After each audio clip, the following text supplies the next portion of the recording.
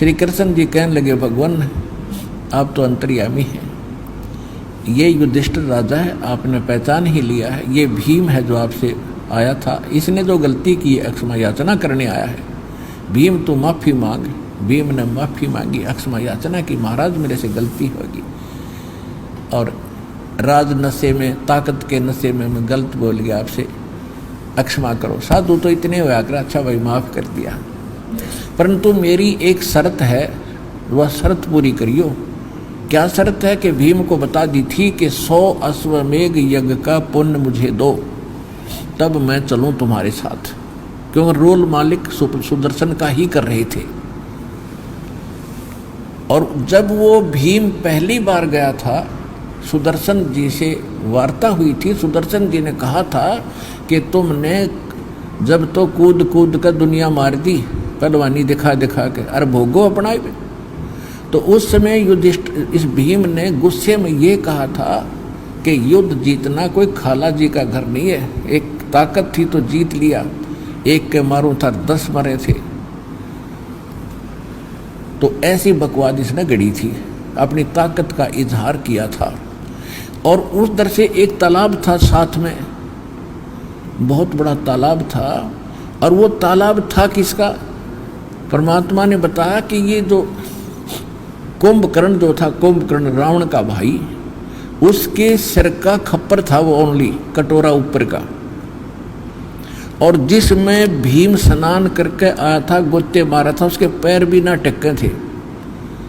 और भीम भी उस टाइम 30, 35, 40 फुट का ऊंचा था। तो जो त्रेता युग में कुंभकर्ण था, उसका ये इतना हिस्सा, ये ऊपर का कटोरा था, और ये पड़ा था, और उसमें पानी भरा था, और उस तालाब, वो तालाब के रूप में उसमें पड़ा था, भीम नहा रहा था, उसके पैर भी ना टक्के थे।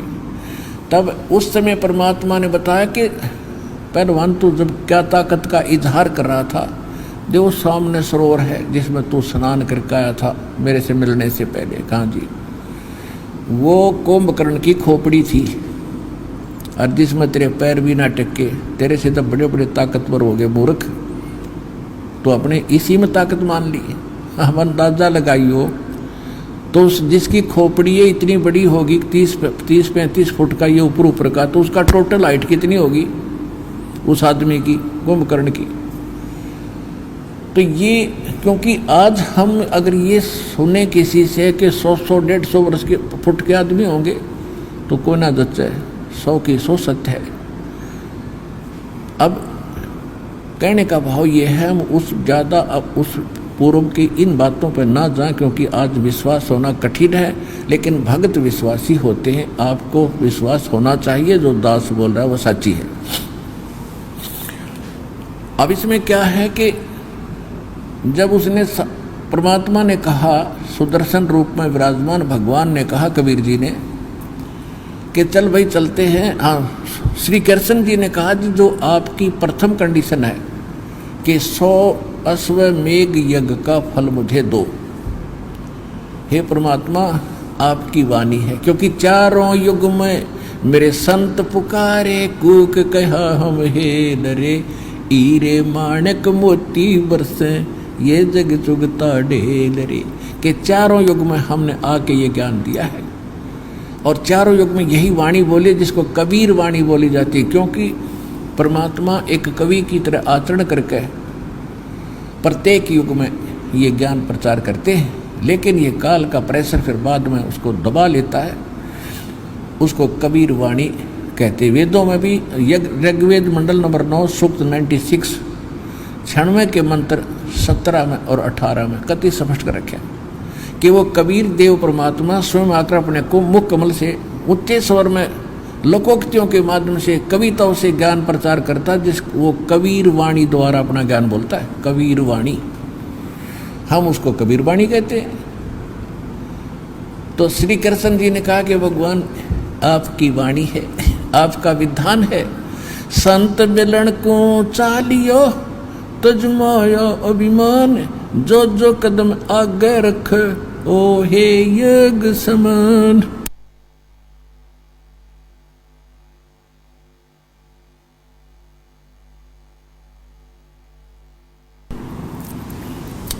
एक विधान है पुण्यात्माओं, परमात्मा ने इन वाणियों को बोलकर आप जी को भी सतर्क किया है।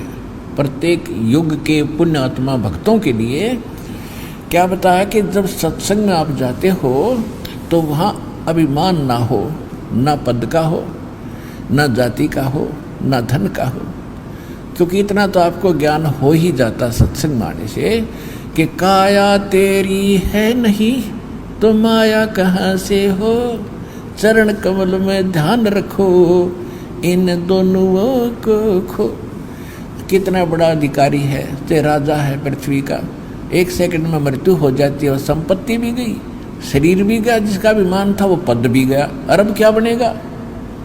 फिर पीछे तू पशुआ की जय गद्दा बैल बनाई, ये 56 भोग कहाँ मन बोर, कहीं कुरडी चरने जाई। ये विधान है भगवान का।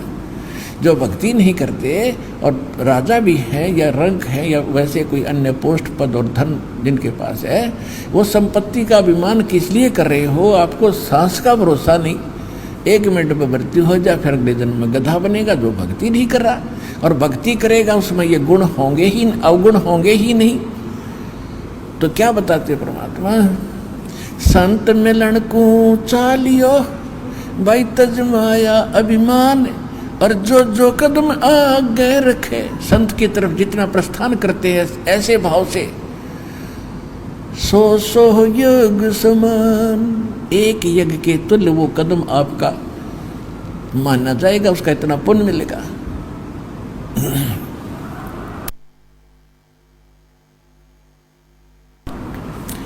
अब इतना एक यज्ञ करने में करोड़ों रुपया लगा युधिष्ठिर जी का, और वो यज्ञ आपको स्वाभाविक मिल रहा है इस भाव से संत के दर्शनार्थ सत्संग में आने से, तो आपको कितना सुलभ किया वो सारा कुछ पुण्य। तो श्री कृष्ण जी ने कहा कि हे भगवान, आप जी की अमरवाणी है, आपका विधान है, आप देख सकते हो अंतर्यामी हैं। आज ये 500 पांडव बेशक राजा भी हैं और आज इनके साथ जो बीत रही है यही जानते हैं। संसार में बेइज्जती हो ली, पाप का गट्ठड़ इनके सिर पे रखा है, यज्ञ इनकी पूर्ण नहीं हो रही। आज ये कितने विनम्र हैं और किस भाव से आपसे मिलने आए हैं, और इस भाव से आने वाले को आप कहते हो कि एक यज्ञ, एक कदम यज्ञ के तुल्य है। तो हे परवरदिगार, हे सृजनहार, आप 100 यज्ञ रख लो, बाकी हम तीनों की झोली में डाल दो। वहाँ से यहाँ तक आने के लिए कहाँ से, जहाँ से चले हैं, चाहे रथ में आए हैं और चाहे आप गाड़ी में आते हो, चाहे रेलगाड़ी में आते हो, कार में आते हो, वहाँ से यहाँ तक के जितने स्टेप हैं ये आपके एक यज्ञ के तुल्य माने जाते हैं। जो ऐसे भाव से आते हैं, सच्ची श्रद्धा से आते हैं, तो उस समय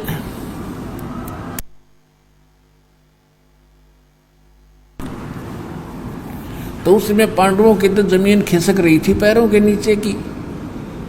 संकट नौकानो और धन खर्च हो लिया बहुत गना, तो वो तो साधु भूखा भाव का, धन का भूखा ना, उनको क्या जरूरत थी यज्ञ प्राप्त करने की। वो तो एक उनका अपना सामर्थ्य दिखाना चाहते थे। तो परमात्मा बोले भाई चलो चलते हैं, और युधिष्ठिर भीम से कहा कि भीमदेव, हे भीमसेन अखां जी, ये मेरी सुमरणी रखी है भाई, खुट्टी का टंगरी है सुमरणी, यानी माला जो जाप करते थे सुदर्शन जी, वो वहाँ खुट्टी पर टंगी हुई थी हंगर पे, कि उस माला को दिए उठा के सुमरणी लाइब्रेरी में चलूँ भाई। फिर अब भीम जब उस माला को उतारने लगा, वह माला टस से मसली हुई और नो पूरा जोर लगा रहा कि इज्जत का नाश हो गया। परमात्मा बोले रहा पहलवान जब नू के था सूरवीर के एक का मारो था 10 मरे थे, ताकत ने युद्ध जीता।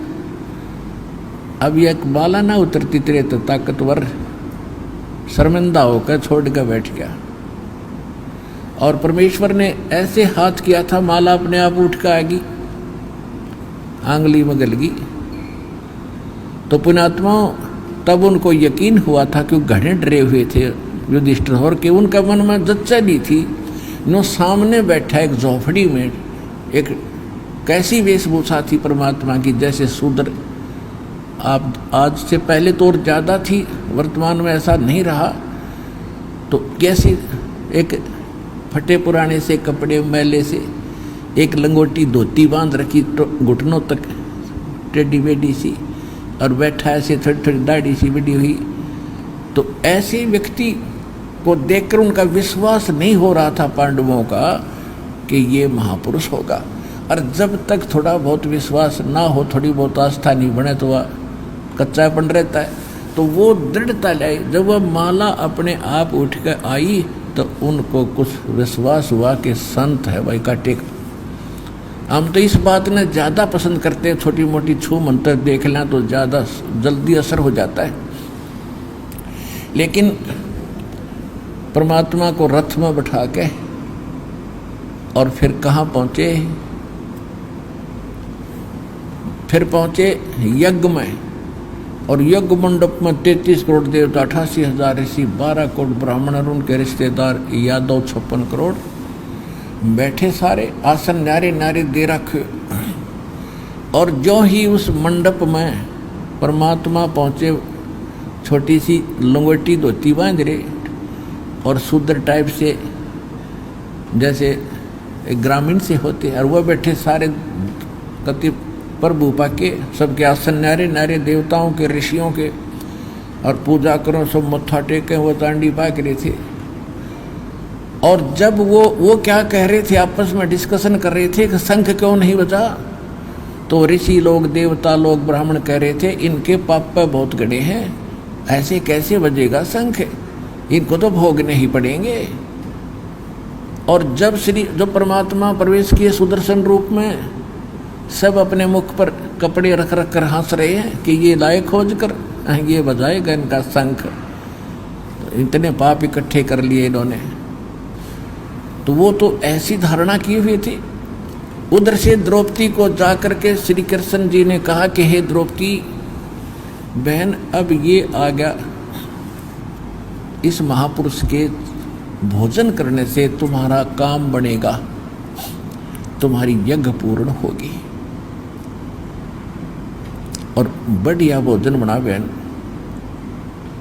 बढ़िया भोजन तैयार करो महापुरुष के लिए, स्वच्छ नहा धो के।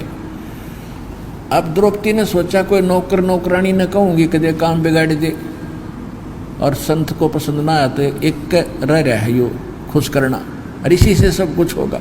अपने हाथों उस रानी ने, द्रौपदी तो रानी थी उस समय, अपने हाथों से भोजन बनाया कई प्रकार का, अलग अलग से कई सब्जी बनाई, दाल बनाई की तक कचौड़ी की तक पकौड़ी, दही बड़े, रोटी, हलवा, खीर, पूरी सारे बना के नरे नरे आइटम और थाली में रख दिए, भगवान के सामने, सुदर्शन जी के सामने रख दिए। अब सुदर्शन जी क्या करते थे, वो केवल 5 ग्रास खाते थे।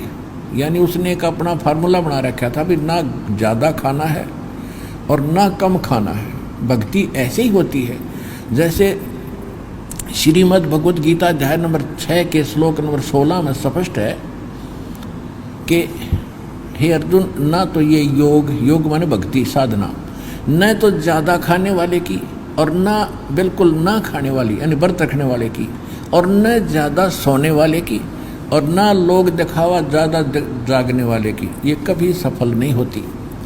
और सूक्ष्म वेद में कहा कि प्रथम अंजल संयम राखे और योग युगत सब सतगुरु भाखे। पहले खाने में संयम बरते, इतना भी ना खा ले दड़ी पक्का, फिर टूटे गड़ाई नींद आवे, फिर कैसे भक्ति करेगा। और ऐसी बिल्कुल भी ना खा कर कमर टेढ़ी हो जा, बिना खाए आंत मुस जाए, ये कैसे भक्ति बनेगी।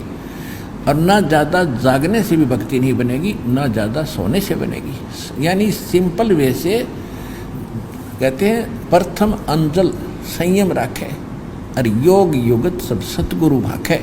ऐसी ज्ञान सतगुरु देगा कि ना तो व्रत रखना और ना ज़्यादा लोग दिखावा जागरण की आवश्यकता, नींद आवा जब सो जा, और घना सोना भी नहीं है, ऐसे भक्ति होगी। तो क्या किया था जो सुदर्शन जी, अपना 5 यानी जो भी खाते थे, दलिया खिचड़ी बनाया करते थे, और कौन सा साग सूख की सब्जी बनाते थे, घास फूस तोड़ के और उसमें रोटी डाल के ऐसे बना के 5 बार खाते थे, बस 5 ग्रास, फिर नहीं खाते थे। तो ऐसे ही मालिक ने रोल तो वही करना था, यो परमात्मा है, यो कच्ची नहीं छोड़ता किसी भी भूमिका को। जैसे काशी में आए 120 वर्ष रहे, अर्धानक बन के, दुल्हा बन के, न्यू का न्यू रोल किया, कि तो कपड़े बेच रहे हैं, कि तो अपना रोजा कपड़े बुन रहे हैं, चरखा चला रहे, और खुद मालिक सारी सृष्टि के बुनने वाले। तो वहाँ भी इटी जाकर बैठ के किसी के स्वप्न में भी नहीं कि सुदर्शन नहीं है। अब कृष्ण जी को थोड़ा सा आभास होता कि ये बेसिक सुदर्शन हो, पर है परमात्मा का रूप। फिर भी भूल पड़ जाती है, क्योंकि हम कितने ही विद्वान और कितने ही महान बने रहे, अपनी अहम छूटता नहीं। फिर भी श्री कृष्ण उधर से परमात्मा ने क्या किया, सुदर्शन रूप में जितने भी आइटम नारे नारे कटोरियों में रखे थे, उनमें से थोड़ा थोड़ा उठाकर थाली में डाल लिया, थोड़ा थोड़ा सबका, कि सबका आदर हो जा। जो भी आइटम बना रखे हैं चाहिए इतना लिया, और थाली में डाल के खीर भी, हलवा भी, सब्जी भी, दाल भी, कचौड़ी भी, पकौड़ी भी, दही भी, बड़े भी, सारे इकट्ठे कर दिए, हलवा और खीर भी, और लगे मिलाने, फिर उसकी खिचड़ी बनाने। अब द्रौपदी ने देखा, सोचा कि इसने खान का भी ना पता, यो काय के शंख बजावेगा, शूद्र रहा, शूद्र का मन में सोच रही है वह। मैंने तो 1 घंटे तक आंखें फुड़वाई धुएं में चूल्हे पे, और नरे नरे आइटम बनाए, इसने सारा ही गुड़ गोबर कर दिया, काय का शंख बजाएगा। और यह कुदरती बात होती है, बहन कोई अतिथि आ जाता है तो इतना बढ़िया भोजन बनाती है, ये सोच करके कहीं ये खाने वाला मेरे बनाए हुए भोजन को बाहर जा करके बिसरावे नहीं, यूं ना कह दे कि किसी बहन सी फूहड़ सी, ना सब्जी नमक ठीक था ना कुछ और ठीक था। अपनी जितनी सूझबूझ से वो अन्य दिनों से अधिक अच्छा भोजन तैयार करती है, बिल्कुल लो ला के बनाती है। तो उसने उस दृष्टिकोण से तो वो वैसे बनाया था, और वो न्यों सोचा थी वो घास फूस खानिया आदमी, और आज ये खाओगा कभी खीर कभी हलवे, उंगली चाटता रह जाएगा, और मेरी सौ जगह गुण गाओगा कि द्रौपदी जैसा आहार भोजन मैंने कहीं नहीं खाया भाई। वो आशा ये लगाई बैठी थी, वो उसने सारी आशाओं पर पानी फिर गया जब महापुरुष ने इकट्ठा कर लिया। अब मालिक ने क्या किया कि 1 ग्रास खाया, और वो शंख ने आवाज़ लगाई, फिर बंद हो गया। फिर दूसरा ग्रास खाया, फिर बोल लिया। 5 ग्रास में जो डाला था सारा खा लिया, 5 ही बार में शंख बोलकर फिर चुप हो गया। युधिष्ठिर की खुशी का ठिकाना नहीं रहा कि भगवान आप तो सचमुच ये तो देवता ले आए, सुदर्शन जी का ये तो देवता आगे ही, इन्होंने हमारा शंख बजा दिया, हमारा कल्याण हो गया। श्री कृष्ण जी कहने लगे अभी कुछ नहीं हुआ है। क्या मतलब? कि ये शंख तो रुकना नहीं चाहिए था, इनके भोजन खाने से ये शंख काफ़ी देर तक बजना चाहिए था, अखंड घंटों तक इसकी आवाज़ होनी थी। और ये बार बार ये तो हो गया पक्का कि इस या औरों के खाने से तो टस से मस नहीं हुआ था, और इनके ग्रास खाया इतनी बार ये बोल लगे लकल की मारे था, तो इतनी तो जचगी संत तक काटे का है। लेकिन फिर युधिष्ठिर ने सोचा कि इनसे भी बढ़कर और कौन होगा भगवान जिसको बुलाना होगा। श्री कृष्ण जी ने कहा कोई बुलाना शेष नहीं रह रहा, ये तुमने के बाल्मीकि सा दिखा है, इसके 1 बाल के बराबर ये 3 लोग नहीं, इतना शक्तिशाली महापुरुष है। मैं इसको देख रहा हूँ अपनी दृष्टि से, लेकिन उसका न्यों पहचान में नहीं आ रही थी, वो भगवान आ रही है।